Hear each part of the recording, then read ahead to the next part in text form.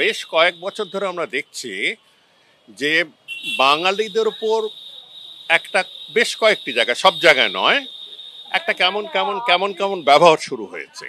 বাংলাদেশি ব্যাপারটা উত্তর ভারতের লোকেরা বা দক্ষিণ ভারতের লোকেরা একেবারেই বোঝে না, যে বাংলাদেশি মুসলমান আর বাঙালি ভারতের বাঙালি মুসলমানের মধ্যে তফাৎটা কি আমরাই বুঝি না, ওরা কোত্থেকে বুঝবে। অতএব সেই অজুহাত নিয়ে বা সেই ভুল বোঝাবুঝি নিয়ে এবার একেবারে বিজেপি রাজ্যতে উঠে পড়ে লেগেছে তাড়াতে। তাতে হবে কি, এই ভদ্রমহিলা লাভ হয়ে যাবে, এখানকার যিনি আছেন তার লাভ হবে। এদের মধ্যে একটু সংশয় ছিল যে তিনি রামনবমী করে বেড়াচ্ছেন, তিনি মন্দির বানিয়ে বেড়াচ্ছেন, বাড়িতে বাড়িতে প্রসাদ পৌঁছে দিচ্ছেন, এদিককে একটু ডান দিক ঘেলে গেল। এখন আবার ওই দিক থেকে চাপ খেয়ে মুসলমানরা, বাঙালি মুসলমানরা স্বাভাবিকভাবে তারই প্রোটেকশন চাইবে।